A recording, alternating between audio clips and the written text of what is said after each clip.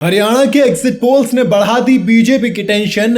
अब दिल्ली, बिहार और महाराष्ट्र में क्या करेगी भाजपा, क्या करेंगे मोदी, अमित शाह। जी हां, हरियाणा विधानसभा के चुनाव के लिए वोटिंग खत्म होने के बाद एग्जिट पोल्स के नतीजे आए और उसमें बीजेपी की 10 साल की गवर्नमेंट को ऐसा झटका लगा कि वो सत्ता से बाहर होने की तरफ रास्ता हो रहा है, उसकी विदाई लगभग तय हो गई है। दूसरी तरफ जम्मू कश्मीर में भी बीजेपी के हाथ सिर्फ और सिर्फ निराशा लग रही है। यही नेशनल कॉन्फ्रेंस और कांग्रेस का गठबंधन, यानी कि इंडिया गठबंधन जिसको कहते हैं, इंडिया अलायंस जिसको कहते हैं, वो यहां पर बाजी मारता हुआ दिख रहा है। कुछ एग्जिट पोल्स ने गठबंधन को बहुमत के करीब दिखाया, तो कई एग्जिट पोल ने भैया कहा कि भैया पूर्ण बहुमत मिल जाएगी, यानी कि प्रॉपर सरकार वहां पर बनने वाली है। इस तरह से इन दो चुनावों ने बीजेपी की चुनौती को और ज्यादा बढ़ा दिया है। और अब सवाल आ रहा है कि भैया हरियाणा में जो एक्शन हुआ, हरियाणा में जो पब्लिक ने किया, क्या वही सेम जो इतिहास है दोहराएगी, वही जो सेम कंटिन्यू वो दिल्ली में भी होगा, दिल्ली के बाद फिर बिहार और फिर महाराष्ट्र में भी होगा। देखो, दिल्ली एक बड़ी सी बात कही जा रही थी कि हरियाणा के जो इलेक्शन है वो सेंट्रल गवर्नमेंट पे इतना इफेक्ट नहीं डालते, वो लोकसभा चुनाव पर इतना इफेक्ट नहीं डालते। लेकिन एक दिक्कत है दोस्त, दिक्कत यह है कि कश्मीर का जो चुनाव है वो बड़ा इफेक्ट डालेगा, क्योंकि कश्मीर में धारा 370 हटने के बाद यह कहा जा रहा था कि बीजेपी एक तरीके से फायदा मिलेगा, लेकिन ऐसा हुआ नजर नहीं आ रहा है। ऐसा लग रहा है कि वो जो इवेंट था वो बैकफायर करा। ऊपर से सोनम वांगचुक का जो मेरे ख्याल से प्रोटेस्ट था उसका भी झटका किसी और को नहीं बल्कि बीजेपी को लगता हुआ नजर आ रहा है। इसके अलावा एक वो बात चल रही थी कि पूर्ण राज्य प्रॉपर स्टेट का दर्जा मिलेगा या नहीं, उस पर भी एक चीज लटक रही थी कि बीजेपी अगर पावर में आती है तो देगी, नहीं आती तो नहीं देगी। शायद इसीलिए लोगों को भरोसा नहीं हो पाया है। अगर बात करें हरियाणा की, तो उसके लिए मैंने सेपरेट वीडियो बनाई है पूरी, आप उसको देख सकते हैं कि हरियाणा में बीजेपी को क्यों झटका लगा है, क्यों वो महज 20 से 25 सीटों पर सिमट रही है और वहीं कांग्रेस करीब 55 से 60 सीटें लेके जाती हुई दिख रही है। अब आते हैं दूसरे वाले पे। ये तो चुनाव हो गए, बात करेंगे महाराष्ट्र की, क्योंकि वहां की पॉलिटिक्स सबसे ज्यादा असर डालती है।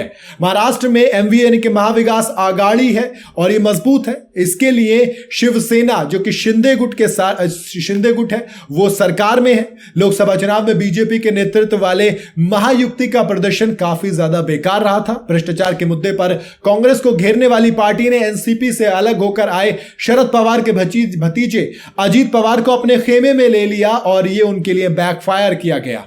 कल तक जिन शरद पवार को और पार्टी के बाकी नेताओं को मोदी जी जाकर भ्रष्टाचारी और तमाम तरह की चीजें कह रहे थे, उनको जैसे ही साथ में लिया तो दोस्त वहां पर हिल गई पार्टी। राज्य में अगले महीने विधानसभा चुनाव होने वाले हैं, हो सकते हैं। मौजूदा विधानसभा का कार्यकाल 26 नवंबर को खत्म होगा। ऐसे में बीजेपी के लिए हिसाब किताब से करना थोड़ा सा मुश्किल हो सकता है। इसके अलावा झारखंड में बीजेपी जेएमएम को हटाकर सत्ता में आने के लिए जोर आजमाइश करेगी। पार्टी ने इस काम के लिए चंपई सोरेन को अपने साथ मिलाया है। खास बात है कि बीजेपी बड़ी संख्या में चुनाव से पहले विरोधी दलों के नेताओं को अपने पार्टी में शामिल करती है। इसके अलावा उन्हें टिकट भी देती है। ऐसे में भैया ये जो पुराने कार्यकर्ता, जो पुराने नेता है वो नाराज होते हैं और ऐसा लग रहा है कि कहीं यहां पर भी महाराष्ट्र और छत्तीसगढ़ में यहां पर भी मामला थोड़ा सा दिक्कत में पड़ सकता है। इसके अलावा दिल्ली, जहां पर आम आदमी पार्टी अरविंद केजरीवाल का जेल जाना, भले से आप कहेंगे 7 में से 0 सीट एक बार फिर से लेके आई हो आम आदमी पार्टी और कांग्रेस का गठबंधन, लेकिन जब विधानसभा चुनाव की बारी आती है तो दिल्ली बिल्कुल बदल जाती है। दिल्ली बीजेपी से दूर रहती है। वही चीज ऐसा लगता है कि 45 से 50 सीट अगर चाहिए तो दोस्त आपको बहुत कुछ नहीं करना पड़ेगा। आम आदमी पार्टी को नॉर्मल भी निकल जाएगा। लेकिन जिस तरीके से सीएम का बदलना, अरविंद केजरीवाल का इस्तीफा देना, उसके बाद आतिशी का सीएम बनना, अरविंद केजरीवाल का जेल जाना, वो सारे फैक्टर जो कि लोकसभा चुनाव में नहीं चले वो यहां पर चलने वाले हैं। इसके अलावा बात अगर आखिर में बिहार की करूं तो फिर एंटी इनकम्बेंसी एक फैक्टर रहेगा जो कि महाराष्ट्र में भी प्ले करेगा। ऊपर से नीतीश बाबू के साथ जोड़ तोड़ की सरकार, बार बार आना जाना, तो टूटना जोड़ना।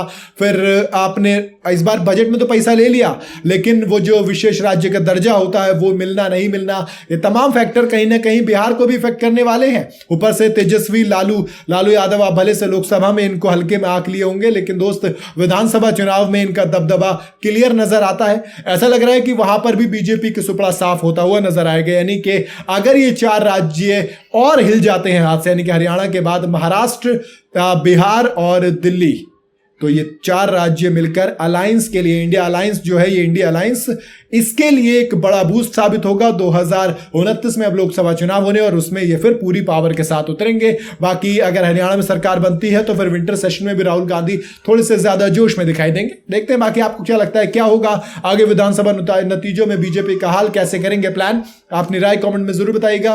वीडियो अगर आपको पसंद आई हो तो इसे लाइक और शेयर जरूर करें। जाते जाते चैनल को फॉलो और सब्सक्राइब जरूर करते जाइएगा।